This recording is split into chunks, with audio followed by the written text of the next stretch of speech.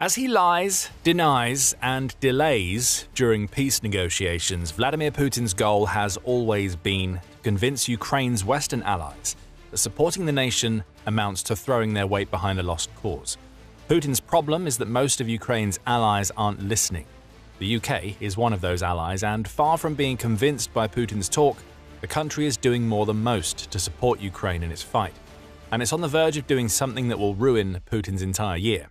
The UK is building something important for Ukraine, a never-before-seen weapon that could end up being a game-changer in the war. Why? Because this weapon is a ballistic missile. According to the Kyiv Post, in a January 12th article, the UK has provided an update on an initiative dubbed Project NIGHTFALL.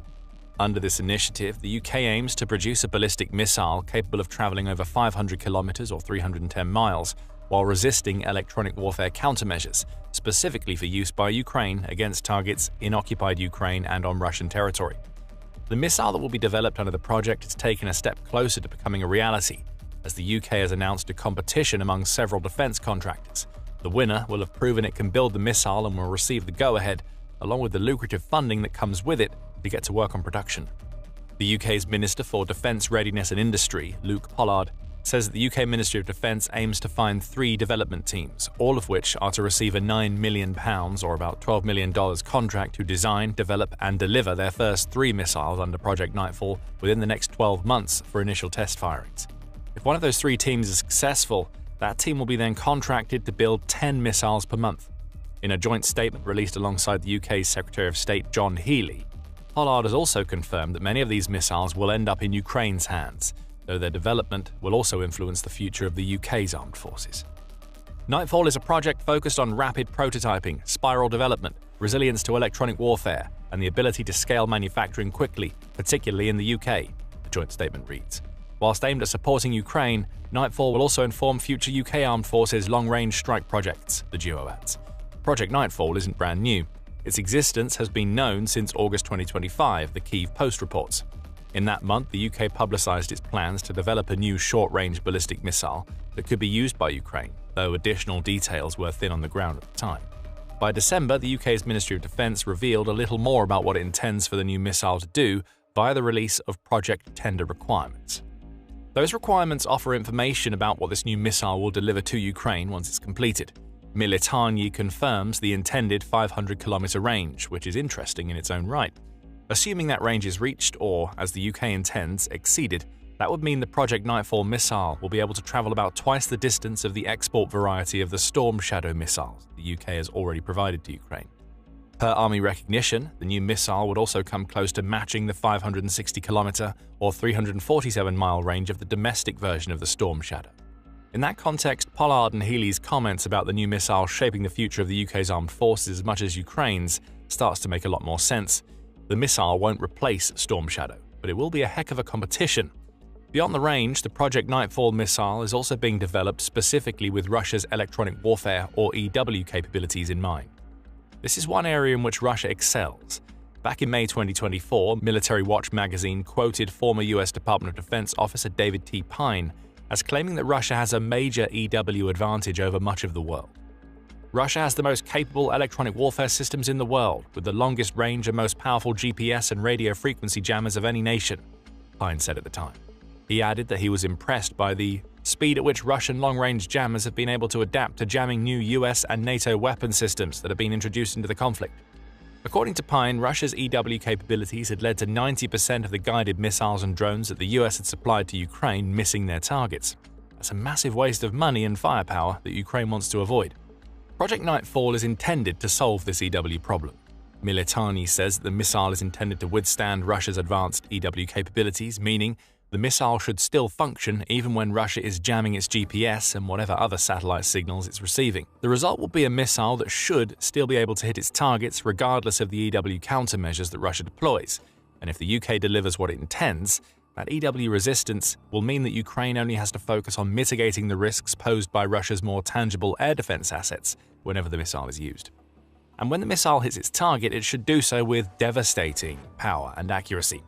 The UK says that its winning contractor needs to develop a missile that can carry a warhead weighing 200 kilograms, which amounts to about 440 pounds. There are heavier hitting missiles and drones in Ukraine's arsenal, but this amount of firepower is enough to cause major damage to the types of targets Ukraine would want to hit with Project Nightfall, such as command centers and logistics hubs in the deep rear and inside Russia itself.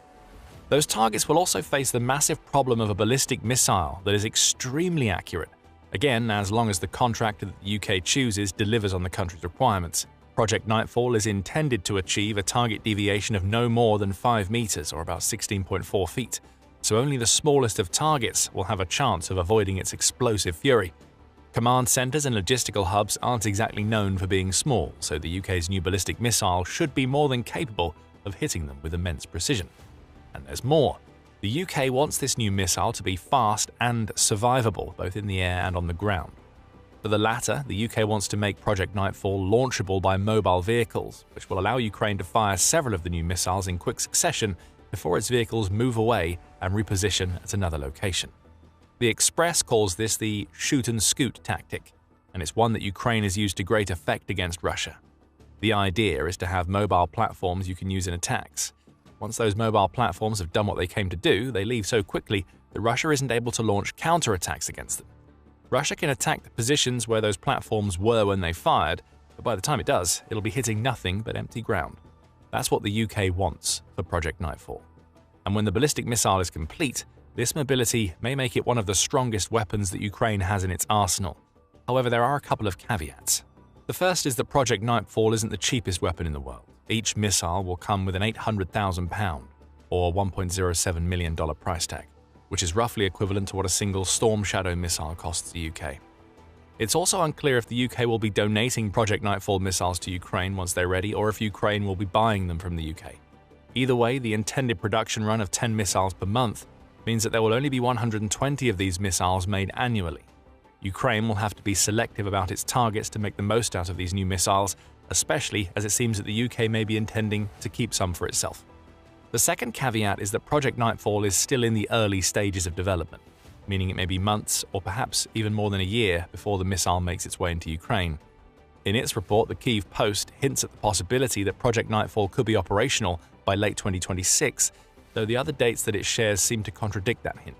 For a start, the UK's Ministry of Defence has set a 12-month deadline for test firings to take place, meaning the missile may only be on the verge of being tested by the end of 2026. That depends on how quickly the 3 chosen contractors operate, of course. It'll also depend on how quickly the Ministry of Defence moves.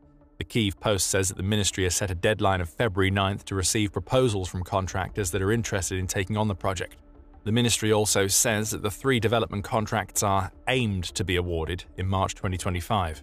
Aimed to be awarded is a far cry from will definitely be awarded, suggesting the Ministry of Defence is already giving itself some leeway for potential delays. But if everything goes to plan, Project Nightfall will be taking part in flight tests by the early days of January 2027 and hopefully before. It may even be fully operational by that point. Still, it seems that this is a weapon that won't be landing in Ukraine until 2027 unless something remarkable happens during the development stages. It may take a little while for the UK to unleash Putin's worst fear, but when it does, there are several reasons why the arrival of Project Nightfall will matter to Ukraine and Russia. The first is that Project Nightfall is a ballistic missile, meaning it will go at least some way to helping Ukraine even out the score on the ballistic missile strike front against Russia. And Russia has made good use of its many cruise and ballistic missiles to hurt Ukraine. The Center for Strategic and International Studies, or CSIS, highlights that Russia's use of missiles and drones has risen dramatically since the beginning of Putin's supposed special military operation. During the first 2.5 years of the conflict, Russia's combined missile and drone strikes were regular but relatively small. It wasn't until August 2024 that Russia broke the 200 barrier in terms of how many of these projectiles it had launched against Ukraine in a single day. But since then, the 200 range has ended up being on the lower end of the spectrum when it comes to Russia's missile and drone attacks. The first half of 2025 saw Russia ramp these strikes up enormously, easily averaging 400 to 450 and sometimes reaching above 500 drones and missiles fired at Ukraine in a single day. CSIS notes that there was a lull in August 2025 before Russia's aerial campaign ramped up again. It's now common for a Russian drone and missile strike to include 600 projectiles or more. The same outlet also reported that October 2025 marked one of Russia's most intense months for aerial strikes. It noted that Putin's forces unleashed about 5,300 Shahid-type drones against Ukraine in that month alone. along with 74 cruise missiles and 148 ballistic missiles. Though all of these projectiles can cause damage, it's the latter that causes Ukraine major problems. Ballistic missiles are powerful, and because they are fast and travel in an arc toward their targets, they are incredibly difficult to intercept. And Russia has a lot of these types of missiles. Bloomberg discussed several of them in a January 9th piece. Russia's Iskander-M seems to be the most similar to the Project NIGHTFALL missile, as it has the same 500-kilometer range and is classified as a short-range ballistic missile. Russia has used it frequently in deadly attacks on Ukraine, firing them from its own territory close to the border. Iskander launchers can carry 2 missiles on one vehicle, Bloomberg says of the missile. But there are many others. The Tochka-U is another ballistic missile, though its 120-kilometer or 74.5-mile range makes it a little less versatile than some of the others that Russia has in its arsenal. Putin can also bring the terrifying power of the Kinzhal and Oreshnik to Ukraine, with both of these missiles being capable of reaching hypersonic speeds.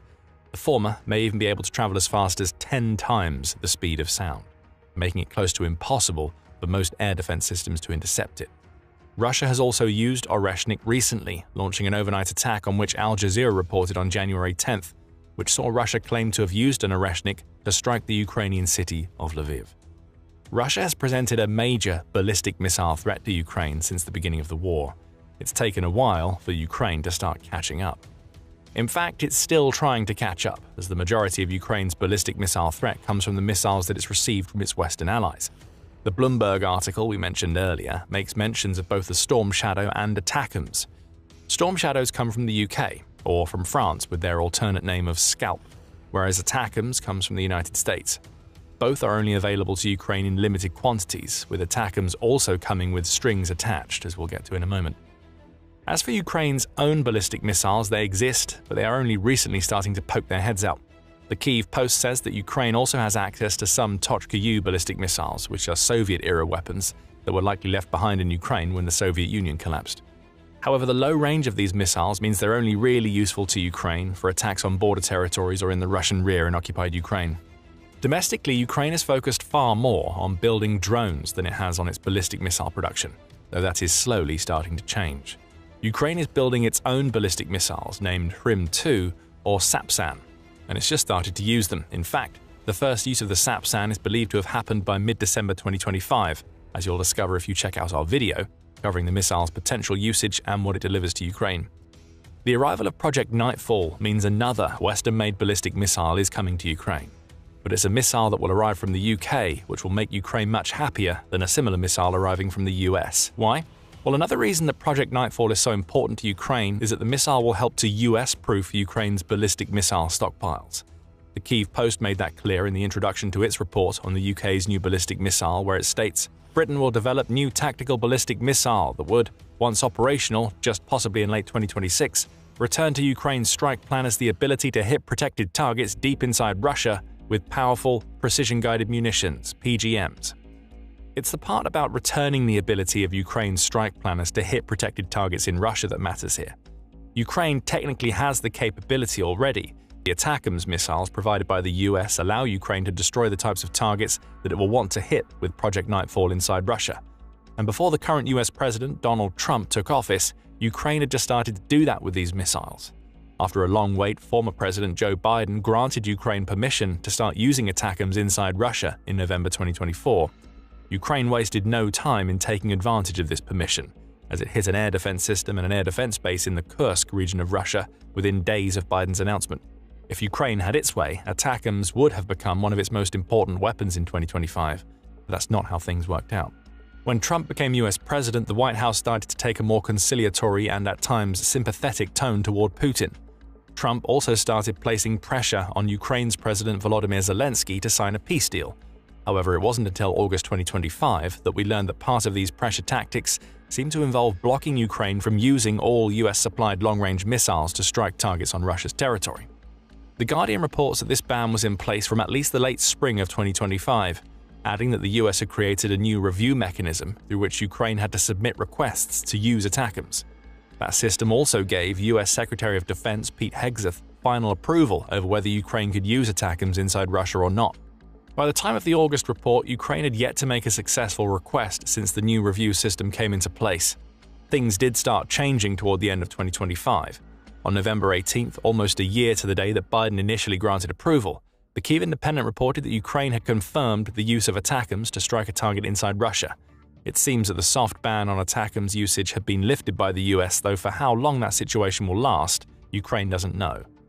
And that's the problem with ATACMS. As useful as the missile is to Ukraine, the country knows that it will only be able to use it when the US gives it the go-ahead. It only takes the political wind changing, as it has done so many times since Trump took office, for the US to go from saying yes to ATACMS usage to banning it again.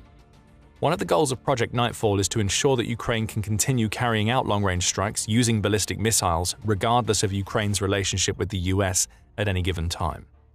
The UK even touched on this in a statement where it said, "Nightfall is intended to provide Ukraine with a powerful, cost-effective long-range strike option with minimal foreign export controls. With fewer export controls comes a greater ability on Ukraine's part to use Nightfall for its intended purpose." No wonder Putin is afraid of the UK's new weapon. It ensures that Ukraine can maintain its already effective deep strike strategy with a ballistic missile, the use of which isn't beholden to the whims of the US government. Even without Nightfall, Ukraine has proven itself more than capable of hurting Russia at range with its own drones and missiles. It did just that in response to the Russian Oreshnik attack that we mentioned earlier.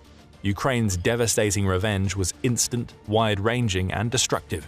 You can find out all about it in our video. And if you enjoyed this video, remember to subscribe to the Military Show for more coverage of the latest Western weapons due to arrive in Ukraine.